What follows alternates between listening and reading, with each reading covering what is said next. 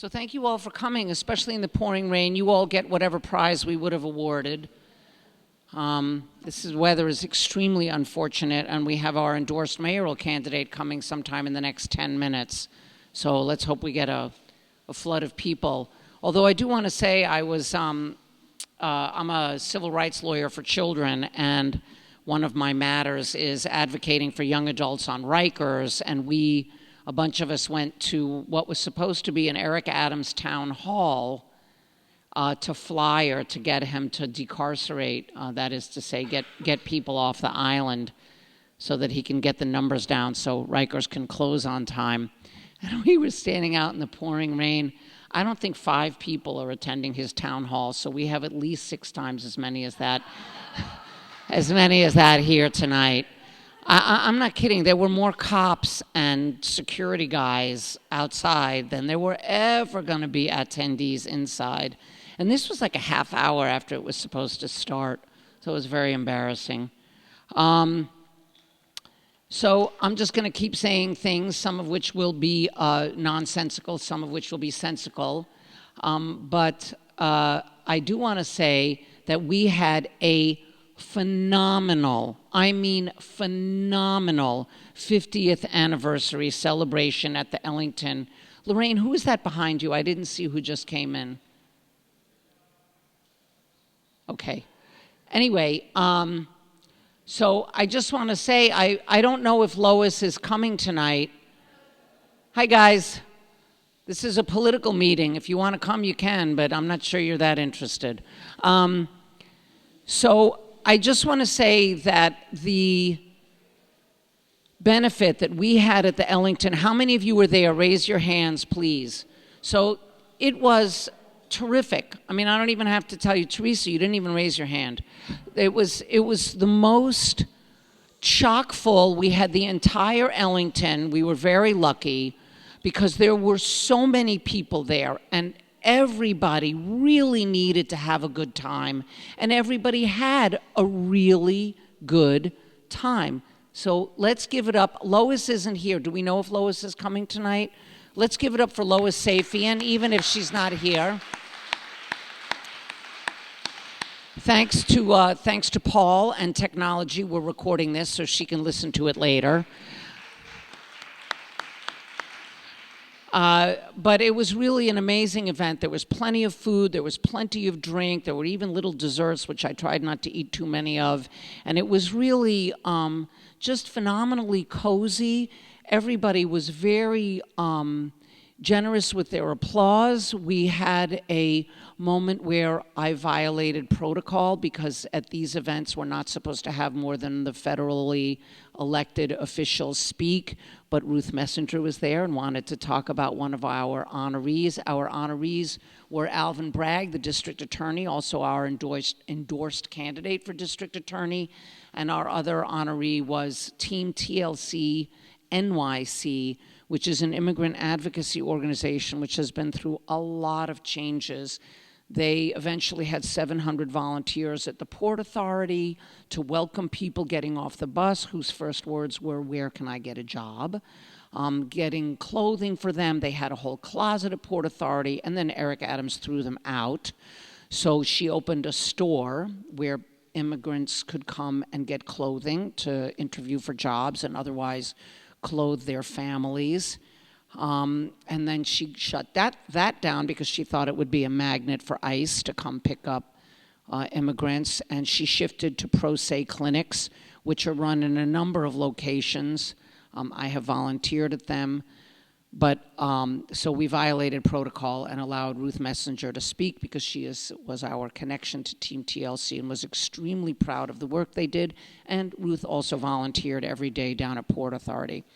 So those were our 2 honorees. Alvin has done a lot of work with successful work against Trump and also in favor of working people and lots of other cases that we don't read that much about. I think we can be proud of all of our honorees. Many of them came to the benefit. And so once again, I ask you to give it up for Lois Safian, who did a tremendous job as head of the committee. Lynn Max was on the committee. a whole bunch of us, Lorraine, Lynn is holding up the Three Parks history. For those of you who haven't been here for the last 50 years, you can read about what we've done for 50 years. And the benefit was all around just a tremendous, tremendous celebration. And I wanted to thank Lois, who's not here. Anyway, I'm going to take this opportunity to, before Brad comes, to read the resolution, which you can find on your chairs. I hope that if they're not on your chair, they're on the chair next to them. As an environmental advocate, I don't like to waste paper, but it is important for everybody to be able to read these in real time. So as soon as Mary chooses a seat and sits down, then we're going to read the resolution, and we'll bring it for a vote. There's also other information, at least on every other chair, about ranked choice voting, which was explained in our newsletter. There was also an article. Wendy, raise your hand. Wendy wrote an article in the newsletter about Governor Cuomo. Wendy also is accepting postcards. To the extent any of you have brought postcards tonight, please feel free to give them to Wendy. Raise both hands and wave a lot or stand up or something. Wendy's been running our postcard campaign where we are alerting Republicans on Staten Island to the horrible things that are going to happen to Medicare under the current federal administration. No, the postcards are regarding Medicare. I'm sorry, that was a better correction. They're about what this administration is going to do to Social Security, asking people to call Representative Malliotakis to get her not to go along. Barbara does raise a good point. Medicaid is under threat. Medicare is under threat. Democracy is under threat. Everything is under threat, which is why, yes, Wendy, but you need a mic if you're going to say something. You can't just talk. Can somebody, would you like to come up here? Why don't you just come up here? I'll be really fast, Danielle. Thank you. I just want to say that May is crucial because it's budget negotiation month up there on Congress, in case any of you haven't been paying attention to that. So that's particularly why these postcards are crucial now. And so if you're interested in doing it, see me as well. We've got plenty to spare. Not so plenty. We've already mailed about 800 to Republican senior citizens on Staten Island regarding Social Security and what's going to happen to it. But Barbara's raising a good point. Medicaid is under threat. Medicare is under threat. Democracy is under threat. Schools are under threat. Children are specifically under threat. For those of you who are not following immigration, the administration is actually torturing children in family detention. They don't have food. They don't have water. They don't have clothing. They don't have blankets. They don't have anything they need. And for those of you who are students of history, it can remind you of Theresienstadt and the first concentration camps before they started gassing everybody. On that happy note, there is something we can do. We can elect a mayor who will work on behalf of New Yorkers. Our endorsed candidate is Brad Lander, who is coming to speak here tonight. Lynn is at the back of the room waving. Lynn, wave. All the literature about all our other endorsed candidates. I urge you to urge your friends to make sure they vote in the June primary. It's June 24th. Early voting starts June 14th and goes through the 22nd. But one of the things we cannot let happen, and which is one of the reasons we are supporting Brad Lander, is we cannot let Andrew Cuomo become mayor of New York City. He will not work on our behalf. Brad Lander will work on our behalf. See, I conjured him.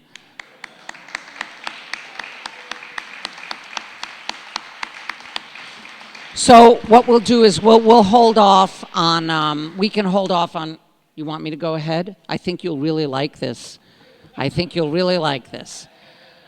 So I gave a whole pre-speech, which I'm not going to say again, but if you and your staff took a look at our newsletter, we have an article in there written by Wendy Diller, raise your hand so Brad sees you, regarding not ranking Andrew Cuomo. We've talked about how you will work on behalf of New Yorkers, and he will not.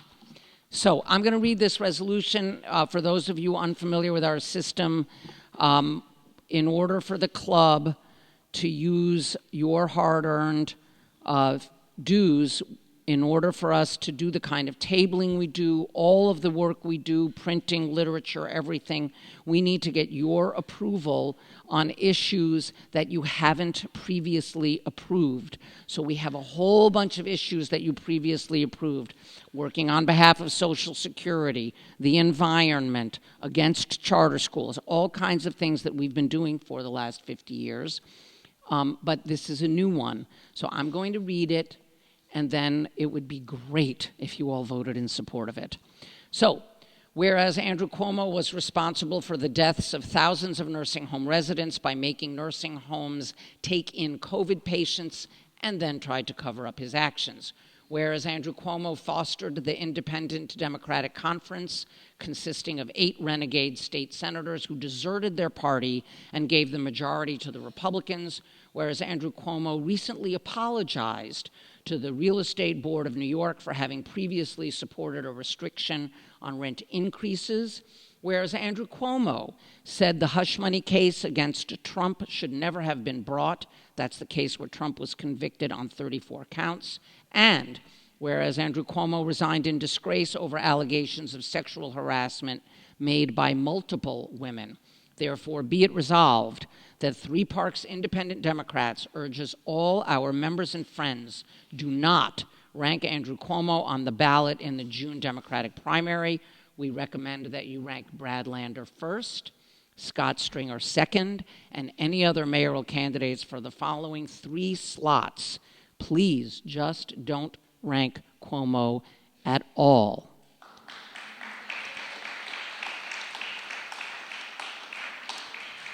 We have. Do I have a second?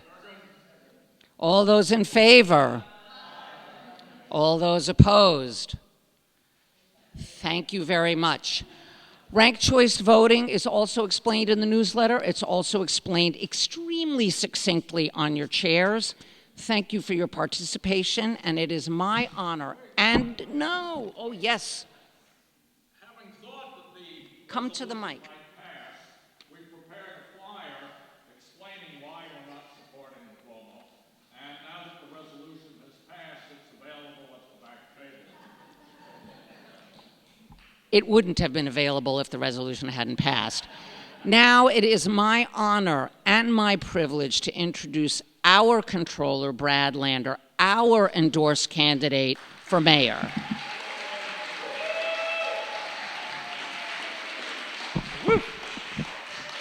All right.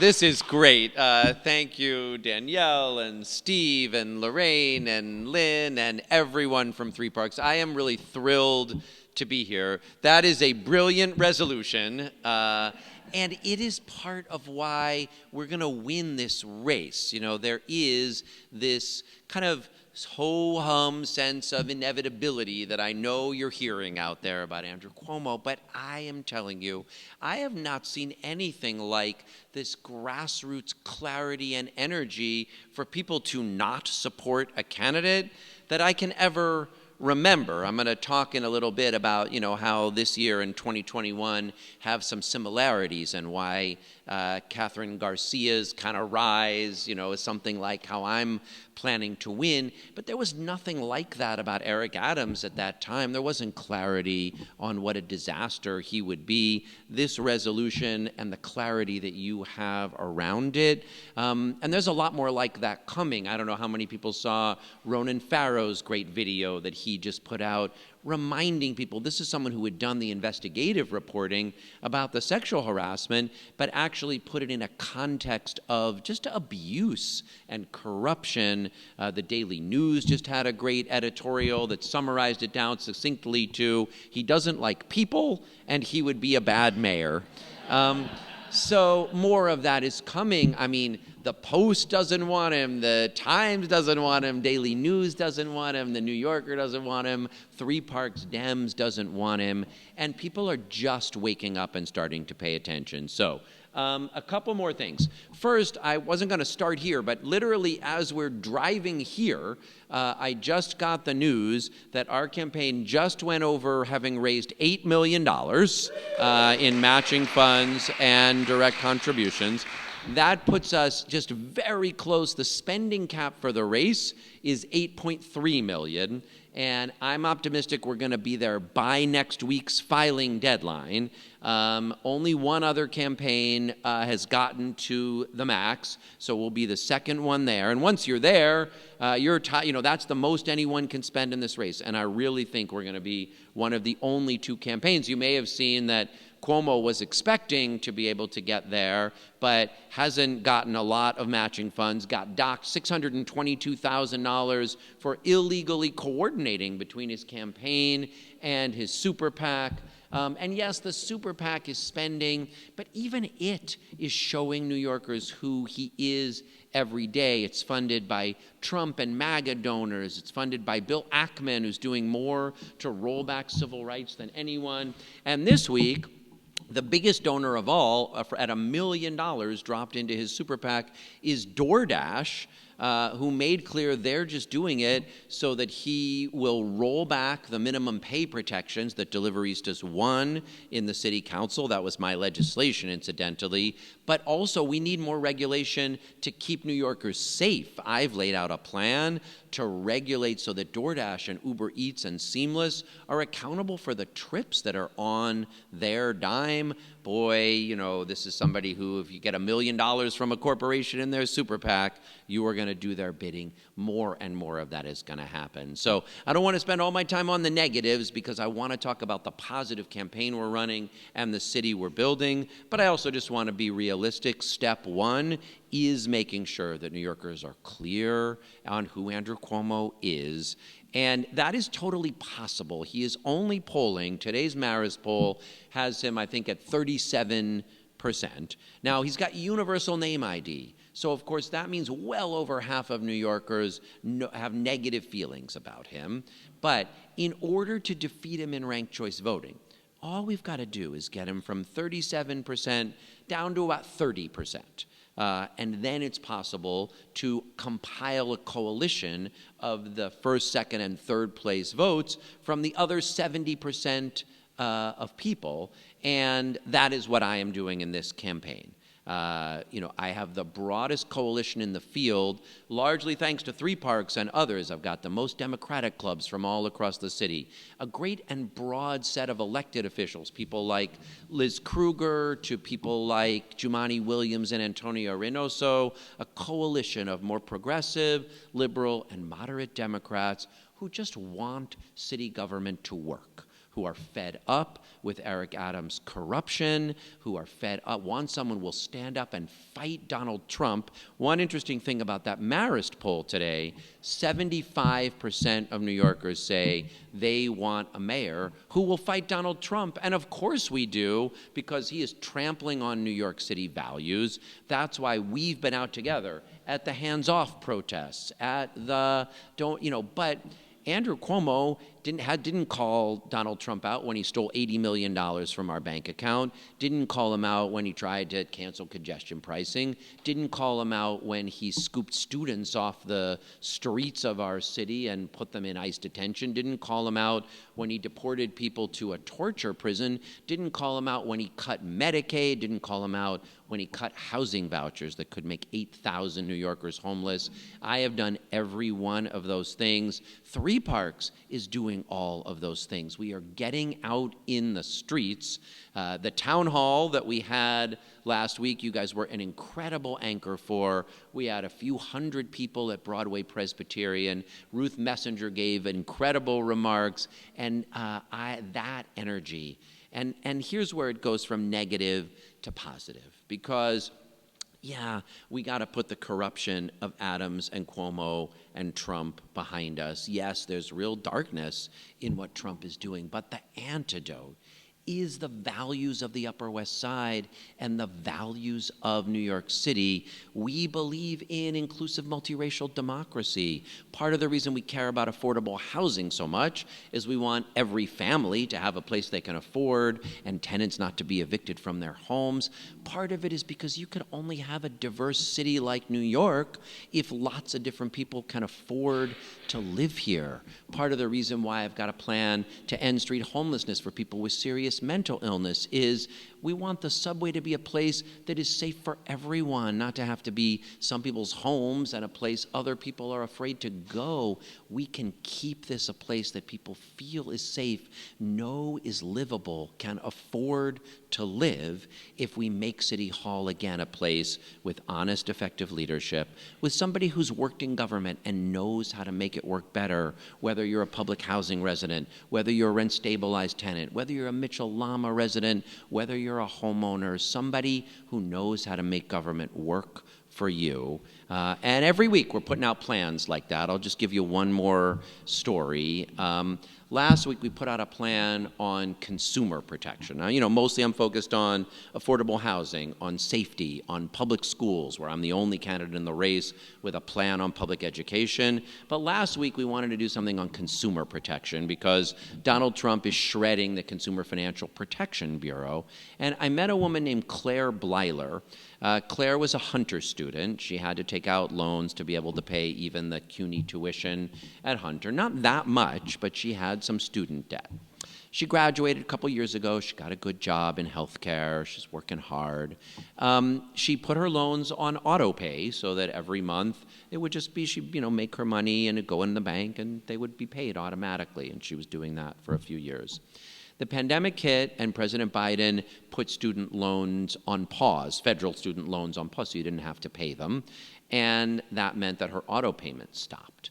When Trump resumed student loan collections, her bank did not turn back on her auto pay, and very quickly she found herself tens of thousands of dollars in debt, and there's no one to help her because there's no Consumer Financial Protection Bureau to protect her from predatory lending. So I stood alongside Lorelei Salas, who had been the commissioner of the Department of Consumer Worker Protection, and then the supervising attorney at the CFPB, and we laid out a plan for strengthening the Department of Consumer and Worker Protection in New York City to protect people like Claire, and what we can do at this moment in time if we have the courage to stand up and fight Trump and the kind of strategic wisdom to find the places where, on affordable housing, on public safety, on public education, on protecting reproductive rights and contraception and abortion care in our public hospitals, on our public schools and making sure we don't allow that to be eroded, on consumer protection, we can keep New York City a beacon, a city that deserves that statue in the harbor, a city that working for New York City is a noble act, so you don't have to worry that anyone's going to come and take your health care at the end in your retirement. So for you retirees, I got you, and make sure you never be put in Medicare Advantage and your pension is strong, partly to honor your service, and partly because we're going to keep this a city where that model of public service, of protecting New Yorkers, of genuinely inclusive multiracial democracy, where we deliver it with a well-run city government. And that's what you helped make happen when you took the courageous act of supporting me in this race. You said, we want someone with values and the courage to stand up to bullies on behalf of those values, and we want someone who knows how to make government run better so it can deliver on those values. And that, I'm telling you, is what New Yorkers want. They don't want Andrew Cuomo, they want bold solutions, and they want someone who can deliver them. So I'm out there. We had a great session yesterday morning. We were at 96th Street. We're going to be out. I was out this morning in Brooklyn at Barclays, but I'm going to be out here with you at the green markets, at the subway stations, out in the neighborhoods. These neighborhoods on the Upper West Side, my neighborhoods in Brooklyn. I'm going all over the city, but those are big, high turnout neighborhoods. And then just to conclude, because I know you want, okay, that all sounds great, but really, how are we going to win this race? And I'll just say this. In 2021, You know, in the first round of voting, Eric Adams was just over 30%. Maya Wiley was at 19%, 21%. Catherine Garcia at 19%. She had been at 4% at this point in the polls, but she got up to 19, and then she had a lot of other 2s and 3s, and so, you know, she kind of went past Maya in that final round, and she came just 7,000 votes out of nearly 1 million cast from beating Eric Adams. And there was no big anti-Adams, don't rank Adams campaign at that time. And so this strategy we have of helping me come up in the polls, I'm in the low double digits, and my ads just went up on air with that $8 million I mentioned. I'm gonna be on air all the way through Election Day. You're gonna see us creep up from the low double digits to the high, to the high, get up to that 19, even a little past it. I have by far the most 2s and 3s from other people's voters. That's been true in every poll so far. And that coalition is going to mean in that final round of ranked choice voting, as we knock Andrew Cuomo down and keep building me up, that we can beat him, that we will beat him on June 24th, and then have a mayor who will stand up and fight Donald Trump on behalf of our values, who will protect New Yorkers, who will bring honesty and integrity back to City Hall, and who will deliver the safer, more affordable, and better run city that all New Yorkers deserve. Thank you, Three Parks. You guys are an incredible club, and I am so honored to have your support. Hi, Brad. It's Lorraine. We're honored to have you here tonight. Thanks so much for coming. And you know, we've been out there during all the petitioning time with your literature and your buttons and doing our best. And now we're about to roll out our final program of activities. I don't know if have we e-blasted it yet, Chuck? No, but it's coming, it's coming. We have our whole program that we're going to be doing at subways, street corners, tabling, wherever the action takes us in front of West Side High School. And I'm going to be letting Vidita and Jeremy and Jamie and everybody else on your staff know. They're going to get the schedule because we're doing it morning, noon, and night between now and primary day. Here's my question. When we talk about you, we have all the information that we need on your palm card. Can you give us an elevator speech? Like, what are the 2 or 3 things we should be getting out there and we'll all be saying? I think everyone would appreciate there's so much we can say about you, but you know better than us now. Yeah. Well, first of all, thank you. I'm excited to see that, and I will be out with you as many times as I can.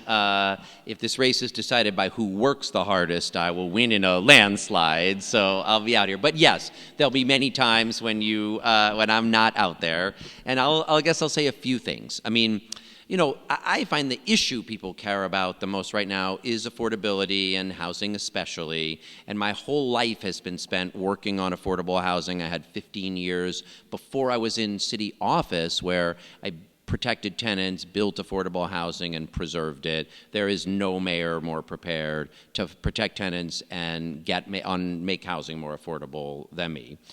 I will say, I think getting rid of corruption and having an honest mayor who will fight Trump and protect kind of, just like good government, the rule of law, and getting rid of corruption is a really, resonant thing. And that one's a little harder for me to make. Like, I can tell people how I work on affordable housing. It sounds a little weird to say I'm really honest, That doesn't sound like people think, why are you saying that? There must be something to hide.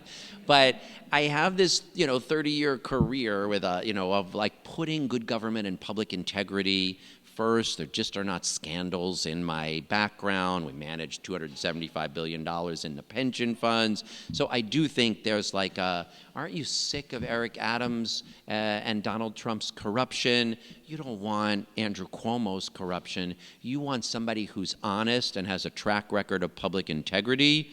So I think like honesty and public integrity, dogged fighter on housing affordability. If you got a little time, like loves New York City, more than anybody, I mean, like just like, and then the main distinguishing point, and this is something Scott and I both have, so this is where if you're doing Brad 1, Scott 2, like being mayor is a management job. There's 300,000 people that work for the city of New York. Our schools took a gut punch during the pandemic. Who's going to be able to hire a chancellor and help lead that school system, recruit and retain teachers, help both support schools and hold them accountable for good results, and do that at every agency, at sanitation, at the police department, at the fire department. Last year we paid $2 billion in claims against the city. The city is not being well managed. There are some other great candidates in the race who are, have exciting ideas, but if you want someone who has exciting ideas, a track record of honesty, and can really manage the city. So the way I summarize that is I think people want kind of these three things: honest leadership, bold ideas to make the city more affordable, safer, and more livable, and a real proven track record of making government work to deliver for people.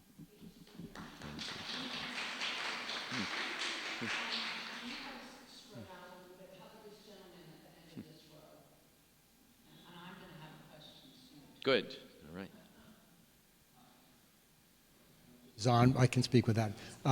When I talk to people about your campaign and about how important it is, from my point of view, that you win this election because of the factors that you raise, people who are interested in Cuomo, they come back to me and they say, but Cuomo got LaGuardia Airport done and he got the 2nd Avenue subway finished.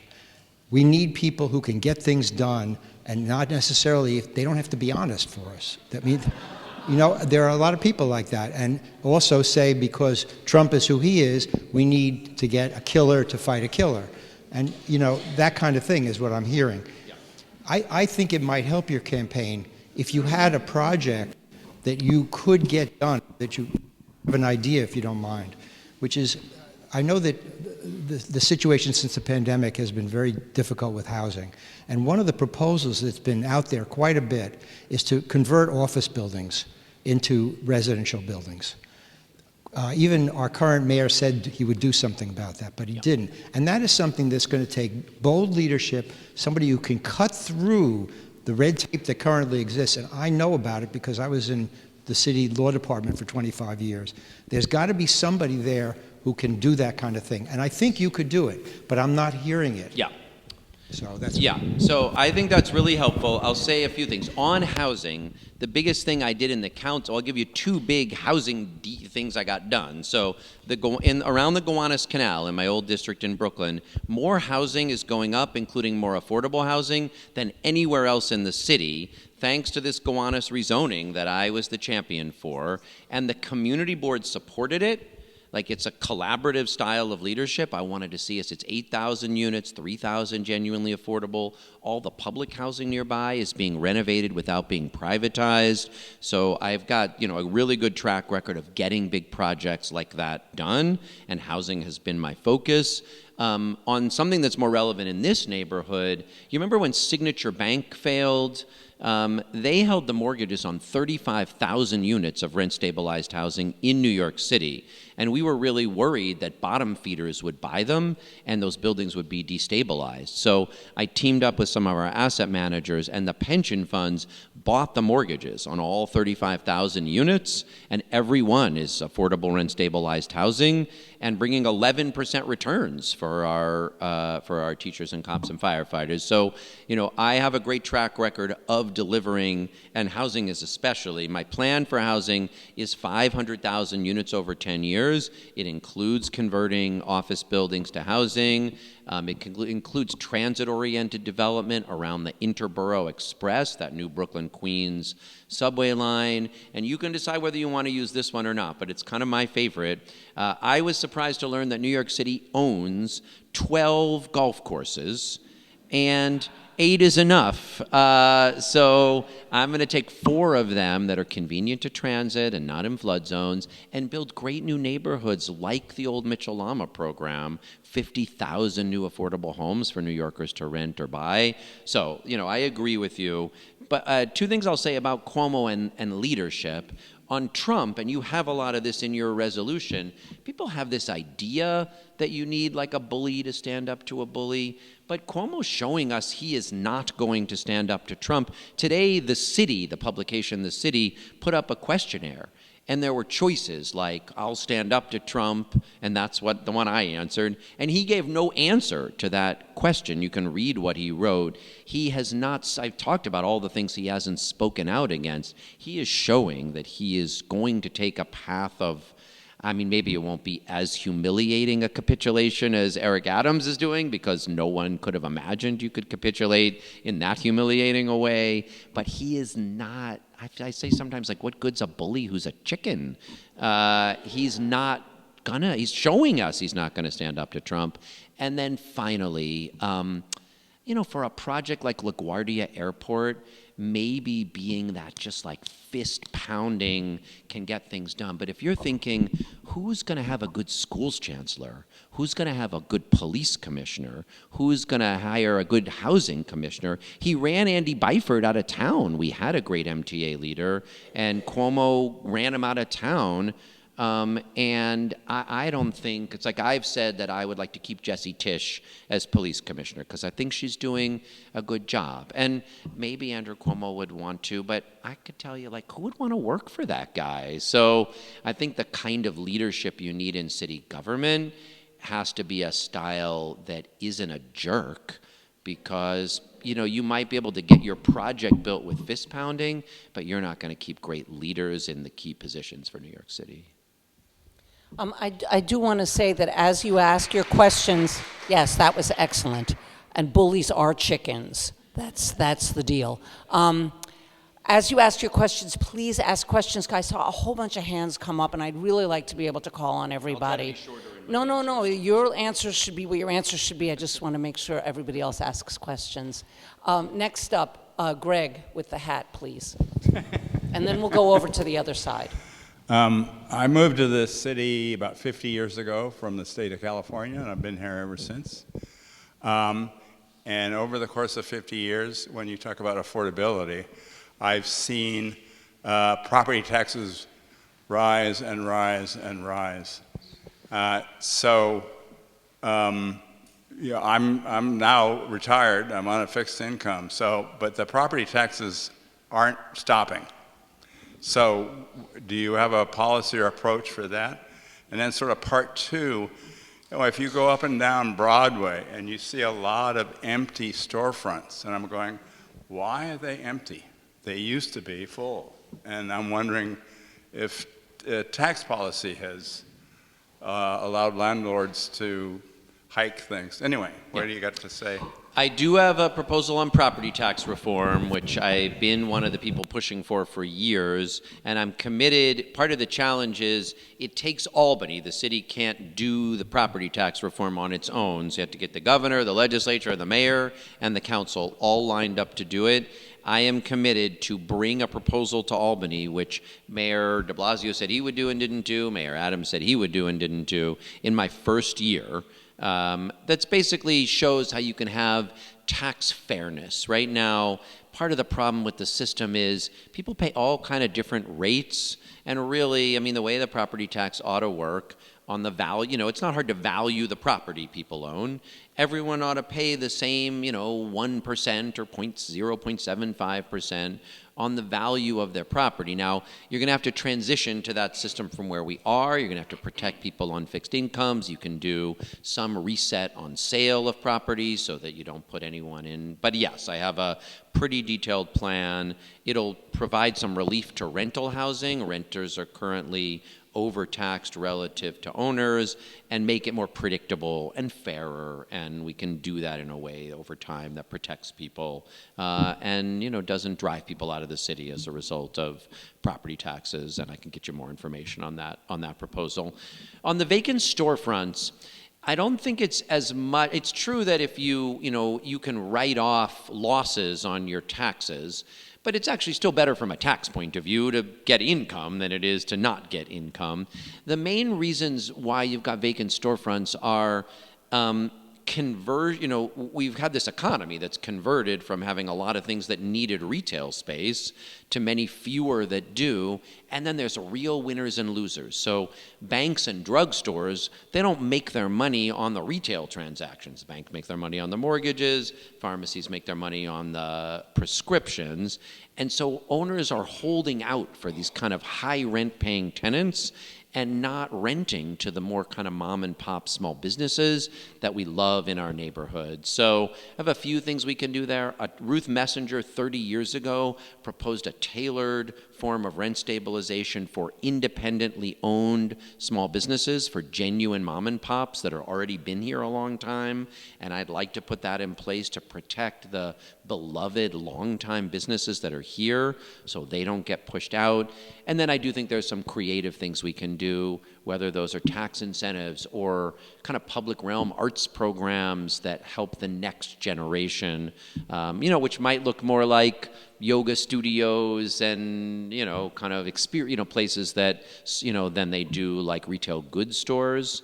But we have to keep the street front, the small businesses, that's just like the lifeblood of this neighborhood and of my neighborhood. We're going to take two on this side. Michael? Hi, Brad. Thanks for coming. My question is, where is the city in recovering the $80 million that Trump stole? So people know this story, yes, of how this happened. I guess I'll go through it briefly because it looks like a few people don't. So this is $80 million that Congress authorized for New York City under FEMA's Shelter and Services Program to pay just a little bit of New York City's cost for shelter and services to asylum seekers. Mayor Adams spent all this time trying to get money from the federal government, and he managed to get $200 million. $120 million got paid a year and a half ago. They owed us $80 million. We sent them an invoice. We have a contract. They reviewed our invoice. They sent people here during the Biden administration to come do a site visit, and they did a site visit. They went back, wrote it up. During the Trump administration, they signed off on the invoice. So this was in late January, early February, signed off on the invoice, wired us our money. Elon Musk found out and blew a gasket. He fired the staff at FEMA who had paid our invoice, just as they were legally obligated to, and they realized that if you control the federal banking clearinghouse, you can reverse a wire transfer in up to 5 days. So they reversed the wire transfer and stole $80 million from us. We found out in a little bit of a funny way, this is an account at Citibank that the Department of Finance holds, and it doesn't earn interest. So the money had been swept into an account where it would earn interest. So when they took the $80 million, there was only $1 million in the account, and we overdrafted by $79 million. And then Citibank hit us with a $15,000 overdraft fee. It was my office that discovered this, even though it should have been Department of Finance or City Hall. I got on the phone with Citibank, and I got the $15,000 back right away. But then I realized I can't count on the mayor to demand the $80 million. He still hasn't said a word publicly about it. I went to the governor, and I said, Governor, I need the ability to sue if the city's not going to sue. So you might remember she announced these guardrails and threatened to give me the power to sue. That got the law department into court. So the law department is in court suing to get our $80 million back. They countered by illegally canceling the whole program. And so now the law department is amending the papers to say you illegally stole our $80 million and you illegally canceled a program that existed and you paid us on. So those papers are before the judge. And I mean, the law here is open and shut, so I'm very confident. I'm nervous about the courts in other ways, but when this gets to a decision, we're going to get that $80 million back. Gail. A question, please. Question. This is an issue that may not be on the top of everybody's mind, but it is an issue that affects everybody, not only in New York, but the whole world, and that is climate control. And there is a time limit during which time measures need to be taken. So I'm wondering what, if any, measures do you have in mind for New York City regarding that issue? Thank you. So first, I'm pleased to say in my current job, we are the boldest, most activist pension fund on climate of anyone in the country. We've divested fossil fuels. We're the only ones to have done that. And now we've gone further and said we were not going to invest in any pipelines, drilling, fossil fuel infrastructure, liquid natural gas terminals. And we put a lot of pressure on our asset managers and the portfolio companies that we invest in. We have a plan to be net zero by 2040, and we're actually ahead of schedule. We've reduced emissions 37% on the companies that the pension funds own. So we are just, and on those asset managers, that's folks like BlackRock and State Street and Blackstone and Apollo, and we are pushing them hard at a time when the federal government is walking back and a lot of them are capitulating. So that's what I've done so far with the resources I have now, the city's pension funds. As mayor, I'm going to keep pushing forward. I've got a real bold plan called Public Solar NYC. That will use city capital dollars, municipal finance, to put rooftop solar on tens of thousands of buildings. That's especially important because Trump is rolling back the Inflation Reduction Act, and there's not going to be enough federal money. He's apparently looking to cancel some of our offshore wind projects, so we can push forward on tons of rooftop solar using municipal finance, and we don't need federal dollars to do it. I'm going to push forward on Local Law 97 with a green, where there's residential buildings, with a green affordable housing fund, so we help people meet their obligations with big commercial buildings by holding them accountable for their targets. I've got a bold transportation plan that gets at things we can do in transportation to keep supporting mass transit and make sure we have more sustainable transportation infrastructure.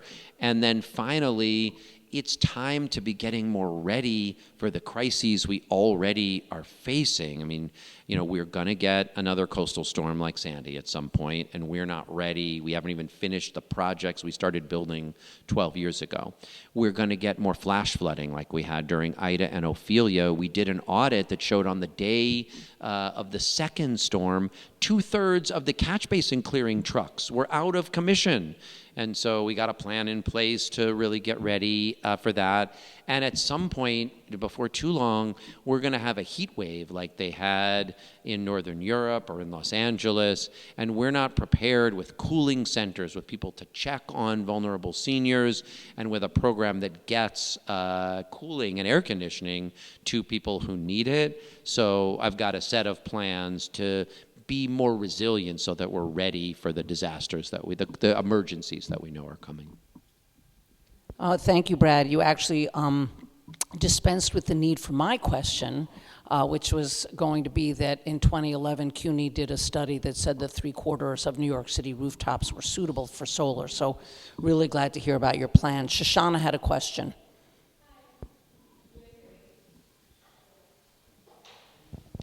Hello, there we go.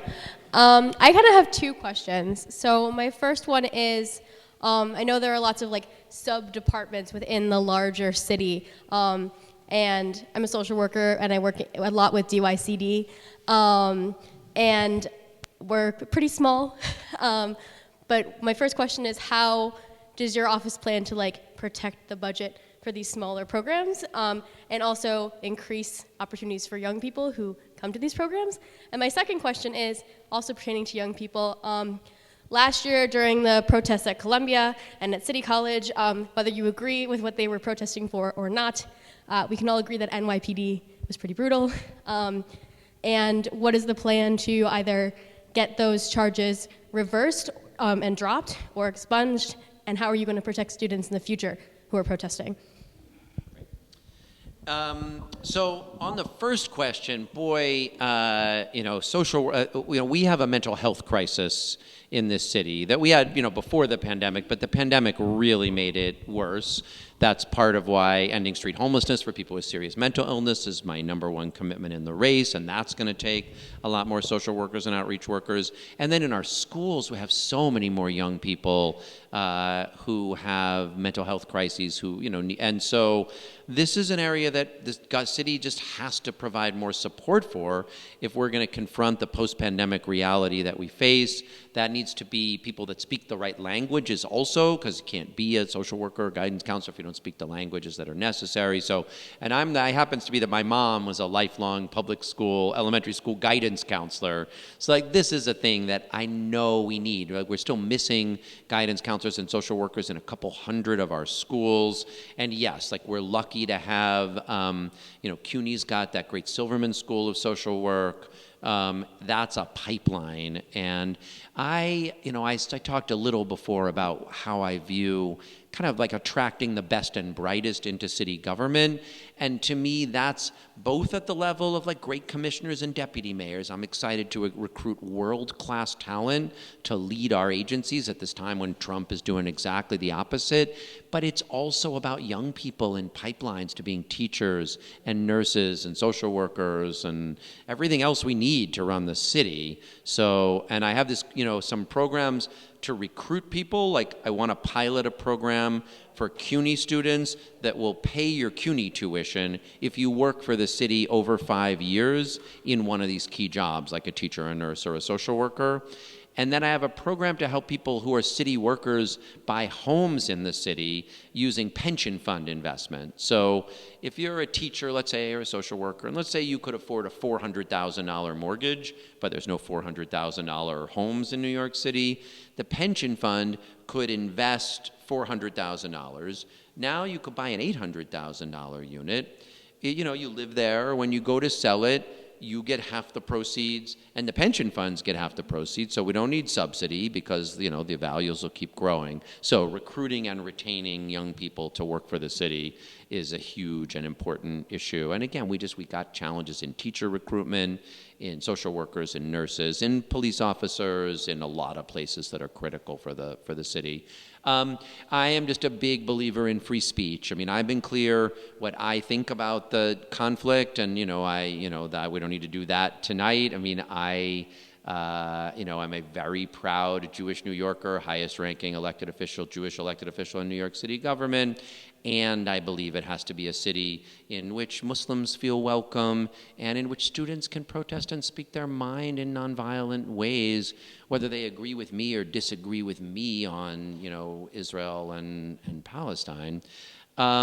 So, look, I guess what I thought at Columbia was last year anyway. In the second protest, there were students who broke into Hind Hall, and like when students break into a building, they're violating NYPD, city law.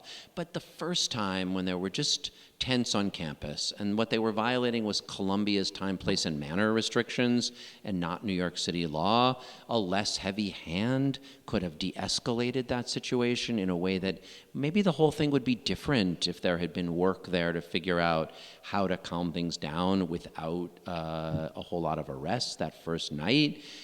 So yes, I mean, I want to keep people safe. And I believe I know we can do it in a way that protects free speech rights and doesn't let our students get like scooped up by ICE and deported to torture prisons in El Salvador. So Brad's been talking for about 40 minutes. Sorry. No, I'm very glad that you have. I want to be mindful of your time. So Miriam, let's ask Miriam's question, and then Tony has a question in the back, and then maybe we'll let you go home to your family. Still got a little more. As always, I'm very impressed with your great plans for very important city problems. So I'm going to raise a problem that has me so upset, which is I walk down Broadway. Every 2 blocks, I see a parent with a little kid asking me to buy chocolate. And I see them all over the subway, and I feel like, what kind of city am I living in? It really bothers me, and I would love to hear from someone who's great at solutions what to do about it. Yeah, I mean, and this one is a really hard one, and it shouldn't be, because what we should have been doing for the past 2 years before Trump was elected was helping people get work authorization. These are mostly families who came here for opportunity, some, fleeing war and violence and persecution, and some looking for economic opportunity, and they want to work. And what, Adams did was kind of put them in all these shelters, but didn't actually have an infrastructure in place. You could get a work authorization even if your asylum claim isn't, you file your application, and while you're waiting, you can get work authorization. So I still want to do as much of that as possible. And actually, this Ruth Messenger took me not long ago to New Jewish Home, not far from here, that is desperate for certified nursing assistants, including Spanish-speaking ones. And they've got a 12-week course, and if you graduate from that 12-week course, you could make $60,000. So, like, everyone who is eligible for that. There's some great programs that do that for restaurants, and in some of those jobs, you actually don't need, you're supposed to have work authorization, but, we know people are getting hired. Obviously, there's jobs like being deliveristas who, you can do that without W-2. So I think our focus needs to be on, like, making sure kids are in school, and there's a real chronic absenteeism crisis, not just for the little ones. Be expanding our child care, so 2- and 3-year-olds and 4-year-olds have child care seats, and parents don't have to be paying for that, and focus on helping people into jobs, because that's what, I don't think anyone's doing that because they love selling you chocolate. They're doing it because they got to find a way to pay the rent, and we can help them. Tony? Yeah, is there anything as mayor you can do about the yeshivas not following the curricular guidelines and therefore leaving a lot of, especially men, ultra-Orthodox men, unemployable? Yeah. I'll be honest, you may have seen that apparently in Albany in the budget, some new language was inserted at the very last minute that rolls backward some of the rules for substantial equivalency, which had been hard fought to make sure everybody gets the education that they need. I'll be honest, I have not had time to really look and see how that state law, the new law, works, and what it does, what New York City Department of Education kind of can do related to it. The city has some obligations under the law from the state level to make sure that every school, public schools, private schools, religious schools, including yeshivas, give every kid a substantially equivalent education so that they can have the reading and math and life skills that every student needs. And I feel that very passionately. And where I see a public school that's not succeeding, I want to make sure we got a chancellor and a superintendent and a principal that are going to address that problem and make sure the kids succeed. And where we have a religious parochial school, including a yeshiva, that is not getting its kids the reading and math that they need to succeed, I'm going to take that very seriously as well. And I'll, by the time I come see you next, have gotten clearer what the new budget does, so I can give a more precise answer about how I and my chancellor will do that. Oh, can you do one more, please, Even Deborah? 2 more. We can do these Two last more? 2. All right, that's it. Then we're cutting you off. All right, Deborah, or this lady here with the yellow.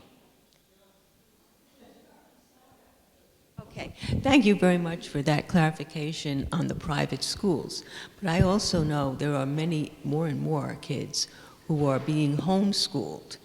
And from the few that I know, believe me, they know nothing.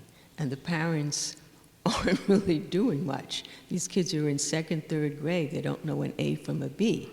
So what is being done with these kids who are not in a school? Yeah, you guys are raising the hard questions here tonight because, we have a real, both a chronic absenteeism, like the rate of chronic absenteeism of kids who are consistently not in school is significantly higher than it was during the pandemic. And we aren't really prepared for that. Like, our school system wasn't built with a significant number of what are sometimes called attendance teachers, which teach, school personnel whose job is to go out to those families. We just that's not we have teachers in the classrooms, but turns out we need people who are going into people's homes, who are, in this case, enrolled in a school but not coming to it, and figuring out what's going on. Is that a mental health issue? Is that a fear of immigration enforcement? And getting kids back in the classroom.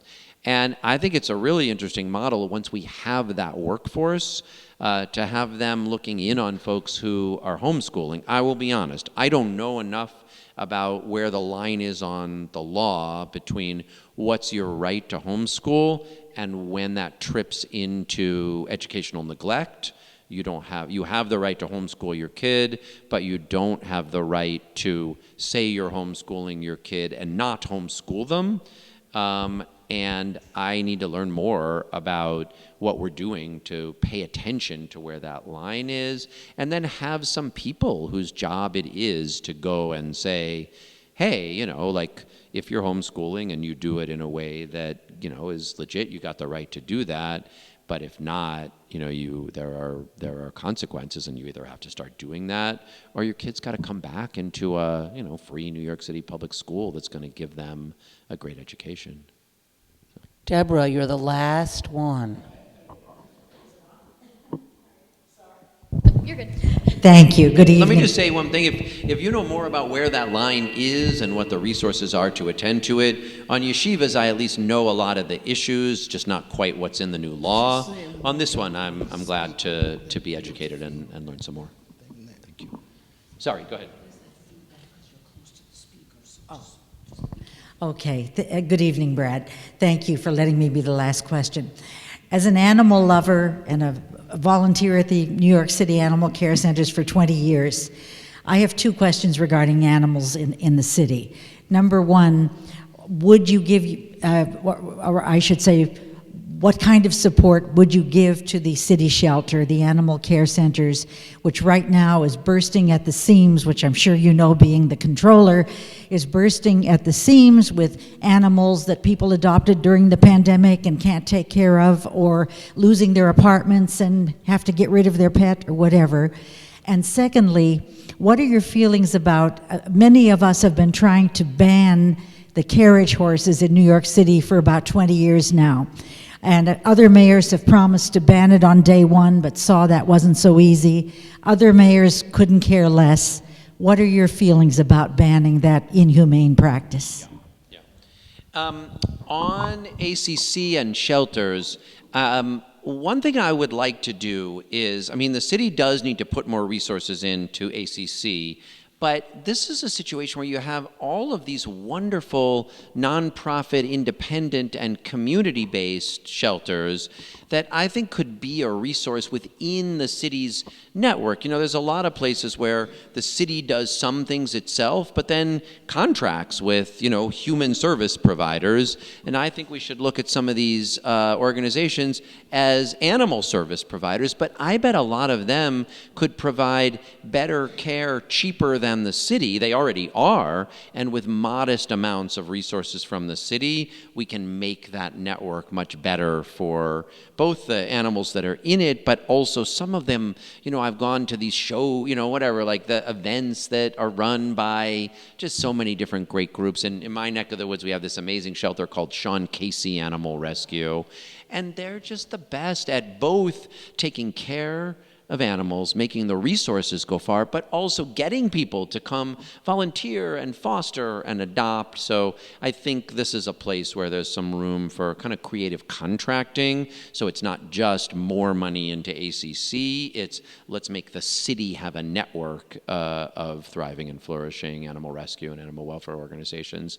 And yes, we don't need to keep having, carriage horse carriage horses in New York City, what the plan is to work with the council, because it has to be done by legislation, and I know there have been some challenges figuring out how to do it in ways that could get enough votes to move forward. And I will be glad to talk to you more about, what the path last time at least reduced its footprint a lot, and I think addressed some of the issues. So what's the next step we can take? Maybe to the full thing, but maybe there's one more step there. Let's talk about what, we can make the politics work for. You guys are great. These were wonderful questions. So many people stayed to hear all of them. Thank you. I wouldn't have been out yesterday morning early at 96th Street and, here tonight if two things weren't true. One, if Three Parks wasn't just a really amazing democratic political club that puts its shoe leather where its mouth and its values are. And second, if this were not an urgent and entirely winnable race. So thank you very much for all the hard work. I'm going to be working hard. We're going to win this election on June 24th and bring good leadership back to City Hall. Thank you for your generosity. Generous amount of time, very generous. Give it up for Brad, he's on his way out. Really generous amount of time, he's been here for almost an hour. Yes, Lynn?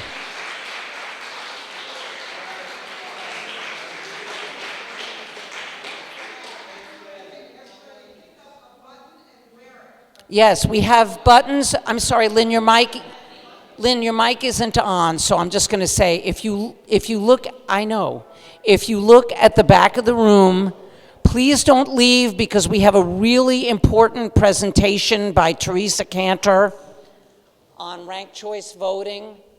Can you turn this mic on and this one off, please?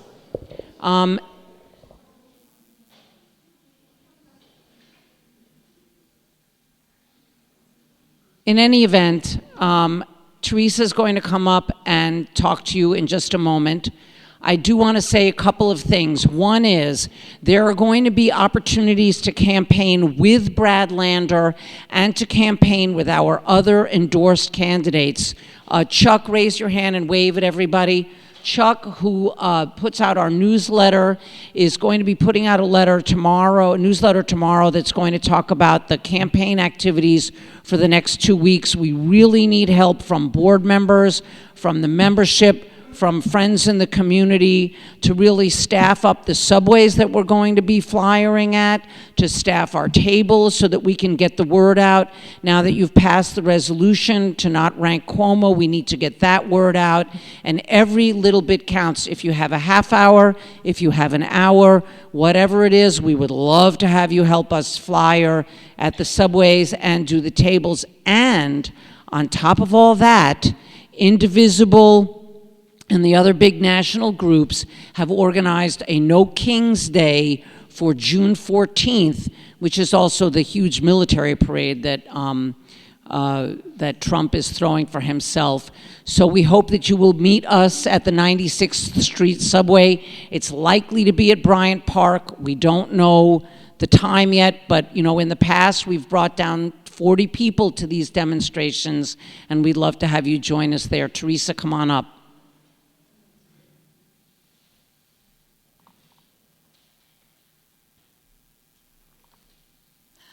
Well, first I want to ask a question. Does everyone like a picnic? Yes! Okay, I got the park permit yesterday for the Three Parks annual picnic, and this year it's going to be July 23rd. It'll be the same place as last year and the same place it's been 15 years, and that will be at the lawn pools, right? Yes, the pool lawns, excuse me. The entrance is at 103rd and Central Park West, and you just go right down the pathway to the pool area, and that's where we'll be, okay? Now, it's a group effort.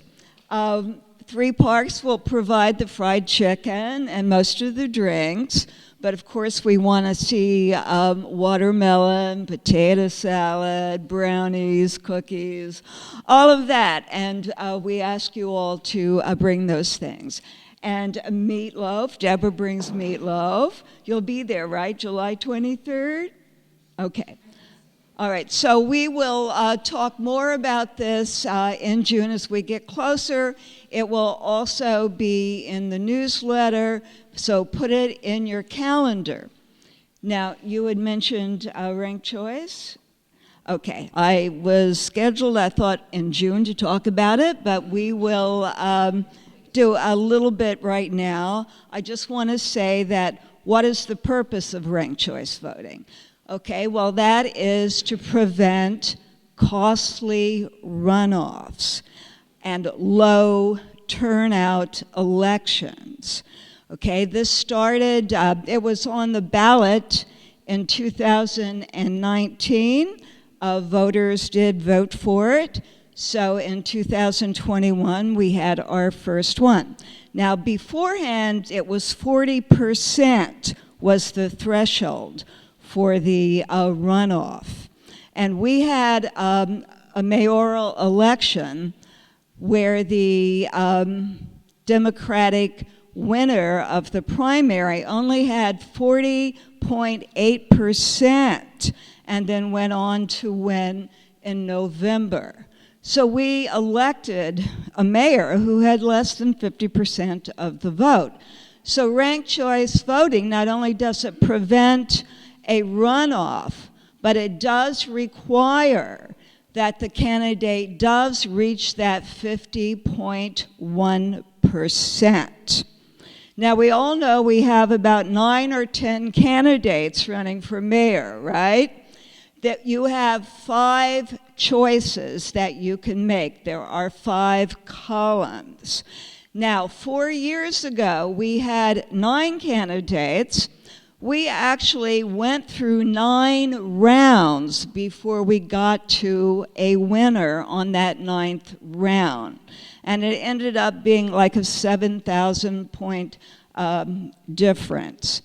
So each column should be thought of as a runoff election, okay?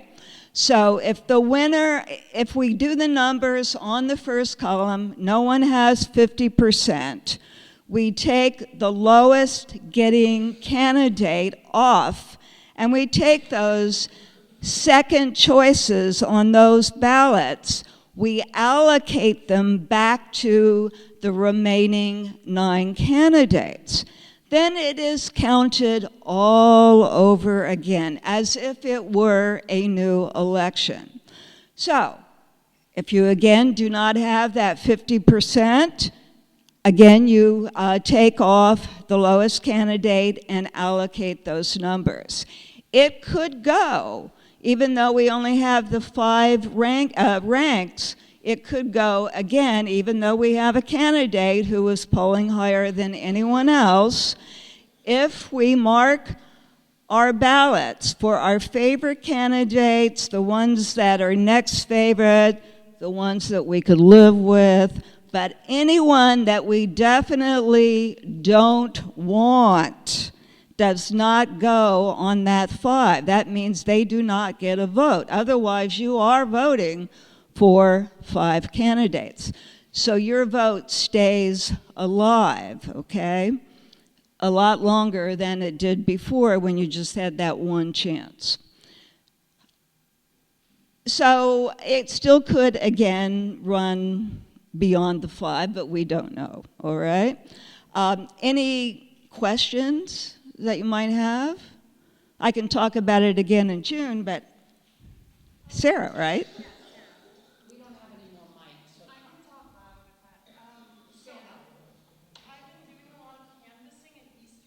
Yes. Where a lot of voters don't understand at all. And they'll say like, oh yeah, I'll vote for Lander, and then Cuomo. Or I'll do like Zoran and Cuomo. Like, right. Everyone just like wants to Cuomo in there. What do you think the solution for We want to tell everybody, do not vote for any candidate that you really, really don't want. that you cannot live with as mayor. So we want to stress that point, okay? And a lot of people don't understand it. Now I'm starting to train poll workers and train our trainers at the BOE, and people still who are training are a little foggy on this. I mean, we are new to it. This is only our third ranked choice election. And we don't have the philosophy down in a lot of ways, or the finer points in terms of how to do a campaign, or how do you connect with another candidate, and how does that work teaming up. That one is a little bit tough, because obviously one is going to be on top and one is going to not be. So that's kind of hard to do. But anyway, you should not vote for anyone that you cannot contemplate living with. Yes?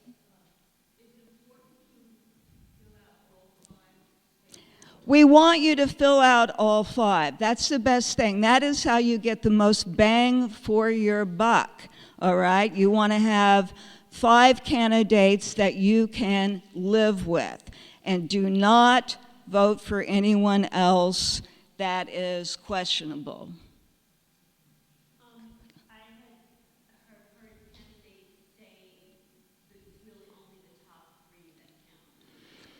That's not necessarily the case. I mean, those should be your, they are probably, you want to fill the ballot because you don't want,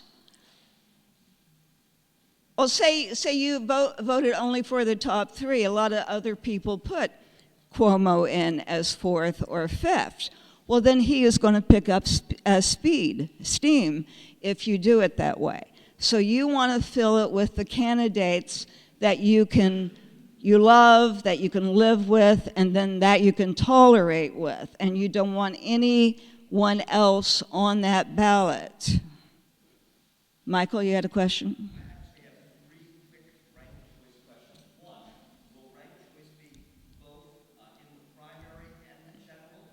No, it is only in the primary. So we have a real issue because we're going to have maybe 5, 7 party lines in November, okay? And somebody could win, one of these candidates could win with possibly 20, 25%.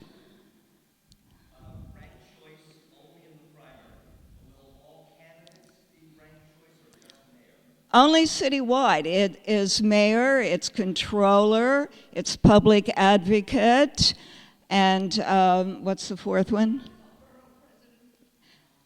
No, not borough president. Public advocate, controller, mayor. Those are the 3 citywides. Third question, Mike. Third question is, does 3 Parks have a 3rd, 4th, and 5th choice for mayor? No, so what we did for mayor, what we've done for mayor, and we talked about this at the endorsement meeting as well, is we said, please put Brad first and Scott second. How you want to rank the other 3 depends on who you think should fill those slots. We advocate filling all 5, but we're not going to suggest number 3, 4, and 5 because people have different points of view about different people and who would be good, for example, for the pensioners who are going to lose their health care, who would be better for some of the other issues. But I just want to make a particular pitch along the lines of what Brad said. Think about management, please. Think about management. Some of you may remember at the mayoral endorsement meeting, I asked Whitney Tilson what was the largest staff he had ever managed, and he said 30 to 40 people. I don't want somebody like that managing New York City. I want somebody like Whitney Tilson managing New York City, who yelled at us because our position against charter schools was wrong. I was in the back of the room with somebody who said, well, that's it for him and 3 Parks. But anyway, never mind that. We need somebody who can manage, and I'm really just echoing Brad. And Brad himself said that he and Scott have the most management experience. So I think that that's something that we really need to consider. But third, fourth, and fifth, you're on your own. It is 10 to 9. It's horrible weather. If there's another question, I'm happy to take it. Lynn has stuff she's going to hand out in the back. It really explains ranked choice voting in a nutshell. I put Teresa on the spot because I thought she was going tonight, and she's going in June. But anyway, I do want to say, please look out for email blasts. Please join us, and thank you all so much for braving this wretched weather to come here. Oh, and thanks to the whole team who does all the setup. Josh brings all the paperwork. Michael and Ellen at the back table who sign you all in week after week. Marianne is not feeling well. She couldn't make it tonight. The sound crew, Steve and Paul and Chuck and Roger and everybody else. Thank you. Good night. Shoshana, the newest member of the sound team. All right. Good night, everybody.